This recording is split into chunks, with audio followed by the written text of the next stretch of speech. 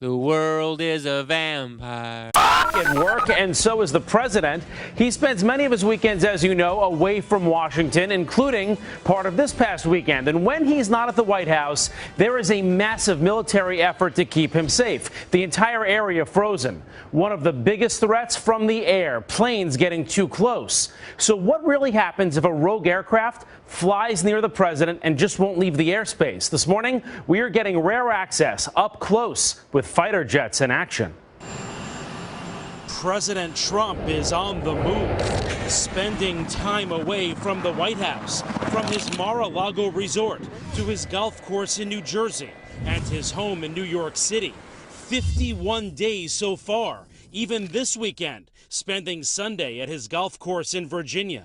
On the ground, heavy security you can see. In the air, it's just as intense. But most of us never get to see it until now. The Air National Guard protecting the skies and giving us rare access. When the president moves around, the Federal Aviation Administration puts a temporary flight restriction in place, and then we defend it. So what happens if an unidentified aircraft flies into the no-fly zone right above the president of the United States? We've set up a demo today with this Cessna and the Air National Guard. I'm going to be inside of this Cessna, and we're going to be going rogue. We're going to fly into that no-fly zone, and we're going to see how the Air National Guard does it. They scramble the fighter jets that come right near us, and how they get us down to the ground and the president safe. Let's board and see what happens. We barrel down the runway. And take off. We're off. Flying for miles and miles until... Okay, we've just entered the no-fly zone now. Our pilots aren't talking to air traffic control, ignoring their calls to reach them. That triggers an alarm at the Air National Guard base. These fighter pilots scrambling to their jets. They're on alert and ready to take action 24 hours a day. Today, racing to their F-16s, suiting up, climbing on board, and rushing to the runway. Taking off to intercept our rogue Cessna. Reaching the target in just minutes. This is the view from the F-16. That's my Cessna right there. Whoa! You can actually hear, I don't know if you can hear it on camera, you can hear that fighter jet coming by. I mean, there's no way you don't hear this or notice it. Coming up on the left side of our plane. That is as intimidating as you would think it would be. Look at that fighter jet, he's right off our wing. Another F-16 swooping in on the right, calling us on aviation frequencies. You have been intercepted. If you hear this transmission, acknowledge the radio call and rock your wing. He wants us to identify ourselves.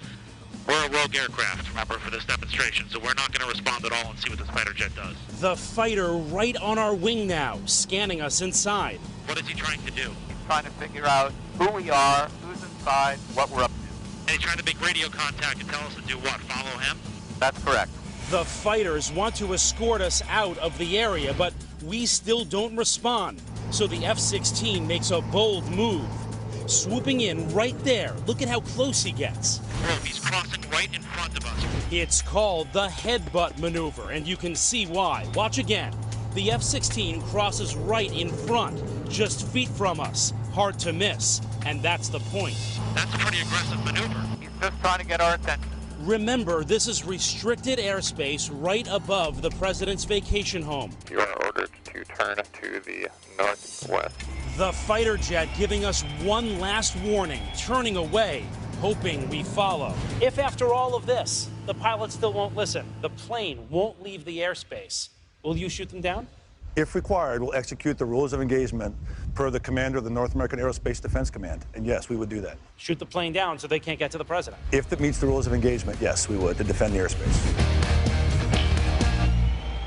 With the president traveling so much, it gets expensive. Still unclear exactly how much all of this costs. A government watchdog group telling us they're actually going to release new numbers this week. By the way, the Air National Guard doesn't just do this mission to protect the president. The same rules apply to big events like the UN General Assembly and the Super Bowl. In fact, guys, since 9/11, they have responded. They have scrambled fighter jets in the U.S. to 5,000 possible threats. So this happens a lot more often than we think it does. And those guard units that do it are awesome. You're My brother, nice Jeff, thank you. Hello, Today fans. Thanks for checking out our YouTube channel. Subscribe by clicking that button down there and click on any of the videos over here to watch the latest interviews, show highlights, and...